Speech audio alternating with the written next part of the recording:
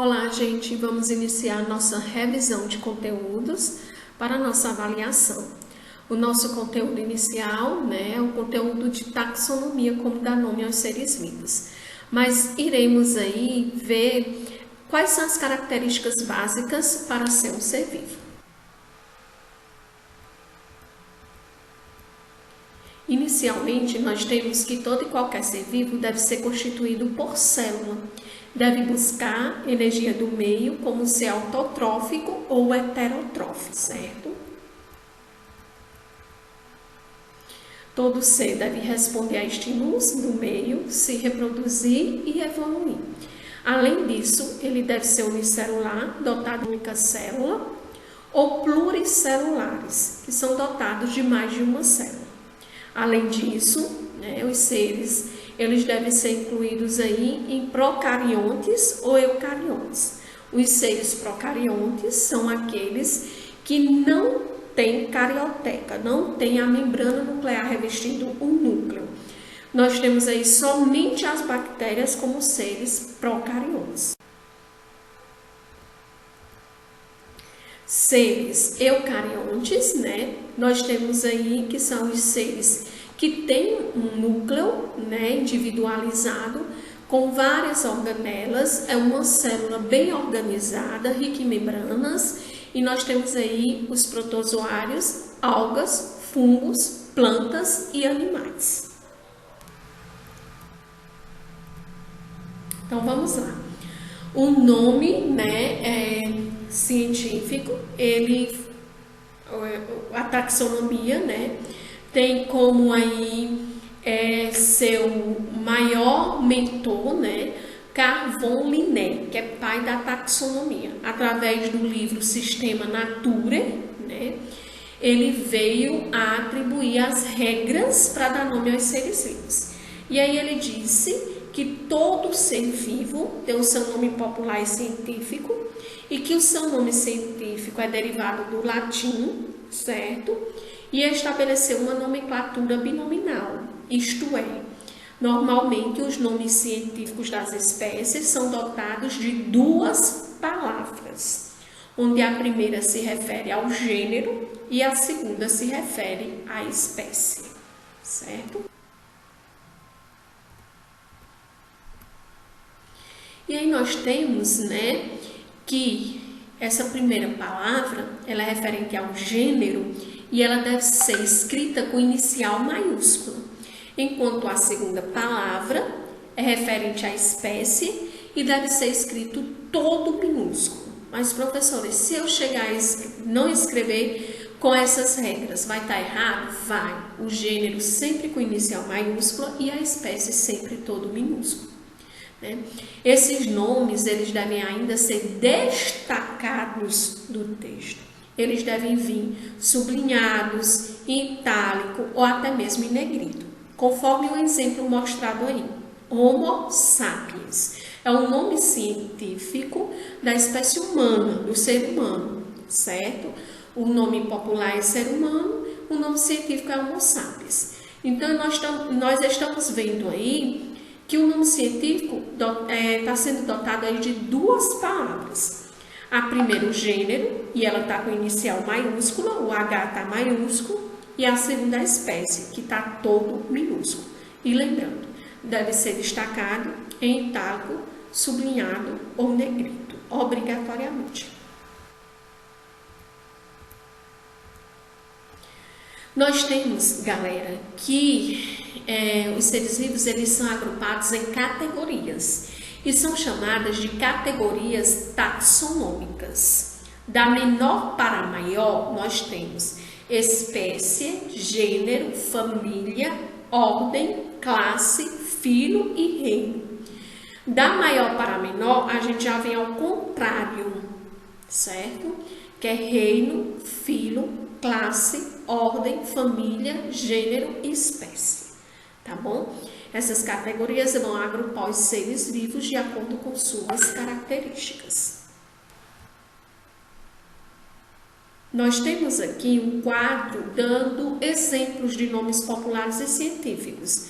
Como, por exemplo, temos aí, cachorro. canis, familiares. O gato, felis, catus, né? Aí a batata inglesa, Solanum tuberosum. E isso só para mostrar a vocês que toda espécie tem o seu nome popular e o seu nome científico. Mas que o nome científico, normalmente ele vem dotado de 2 palavras, mas ele pode ter uma terceira palavra e essa terceira palavra vai ser referente à subespécie.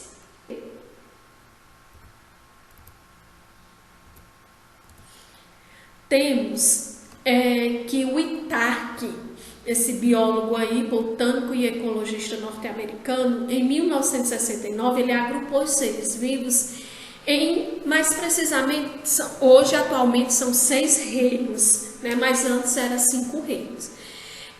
O primeiro reino é o reino Monera, onde nós temos as bactérias e as árqueas, certo? Mas nós vamos estudar como um todo, não separadamente. O reino protista, nós temos os protozoários e as algas. O reino fungi, que nós temos os fungos. O planter, com as plantas. E o animalia, com os animais, certo? Vamos dar início agora ao estudo do reino Monera, ao estudo das bactérias.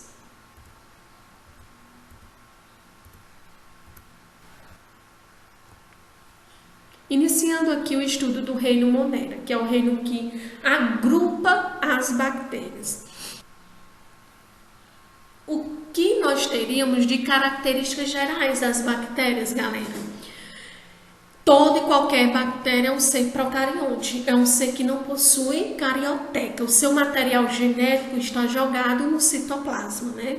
E aí nós temos que são os seres mais primitivos, né, que existem, são seres microscópicos, só são visualizados no microscópio.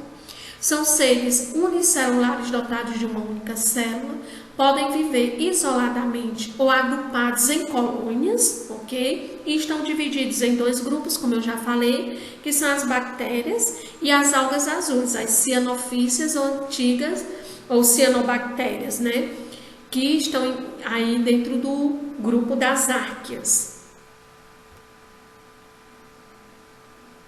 Temos aqui a estrutura das bactérias. A bactéria, ela possui, de uma forma geral, uma estrutura, né? Onde nós temos a cápsula, o DNA jogado no citoplasma, o ribossomo, que é o único órgão que a bactéria possui, que é para a produção de proteínas, a parede celular, onde a maioria das bactérias tem parede celular, o flagelo, que é o rabinho aí para a locomoção e captura de alimento, a membrana plasmática e o citoplasma, que é o interior da célula. Essas são as estruturas básicas de uma bactéria. Temos aqui a classificação das bactérias quanto à sua nutrição. Nós temos as bactérias autotróficas, aquelas produzindo o seu próprio alimento, que pode ser por fotossíntese ou por quimiossíntese, né? E temos as bactérias heterotróficas, que são aquelas que não vão produzir o seu próprio alimento, ok? E que vão ter como fonte de energia através da respiração, que é um processo aeróbico, ou através da fermentação, que é um processo anaeróbico. A reprodução das bactérias. Mas, professora, as bactérias se reproduzem? Sim. E como se reproduzem? Em questão de minutos, milhares de bactérias já estão ali ocupando o espaço.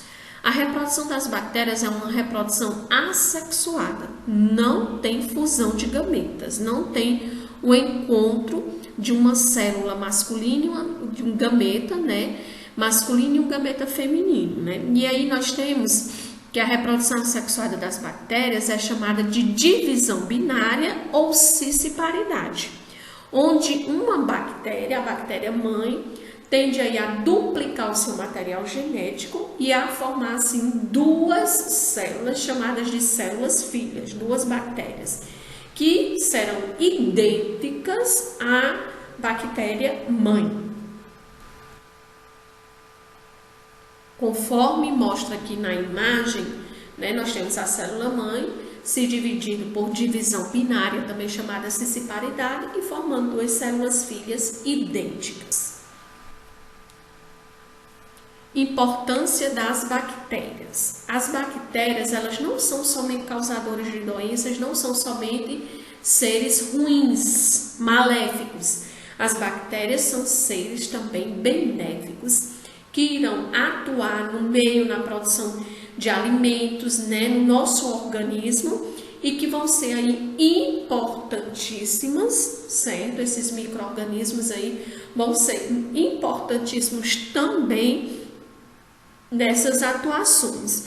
Então, se eu dissesse, galera, as bactérias são boas ou ruins, você já de cara, imaginando que só causam doenças, já iriam falar ruins. Porém, as bactérias, nós temos também um grupo de bactérias benéficas, como as que produzem os lactobacilos, né?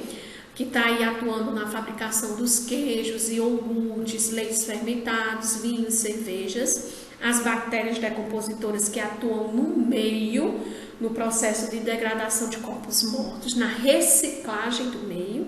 E as bactérias que atuam lá na nossa flora intestinal, que são aí importantíssimas para a nossa saúde e para o bom funcionamento do nosso intestino, que vão atuar aí na digestão dos nossos alimentos e na fabricação, inclusive, de vitaminas, como a vitamina B e a vitamina K. Então, elas são importantíssimas. Uma flora intestinal aí desequilibrada pode ocasionar uma série de doenças, ok? Nós temos aí o formato das bactérias. Ah, mas eu pensei que uma bactéria fosse só uma bolinha, uma rodinha e tal. Não, galera. Existem, né, vários formatos aí para as bactérias. Nós temos a bactéria no formato de cocos, que são as bactérias esféricas, as arredondadas. As bactérias no formato de bacilo, que são os bastõezinhos. As bactérias no formato de vibrião, que é em formato aí como se fosse uma vírgula. As bactérias no formato de espirilo, que é como uma espiral. E as bactérias no formato de espiroqueta, que é uma espiral bem acentuada.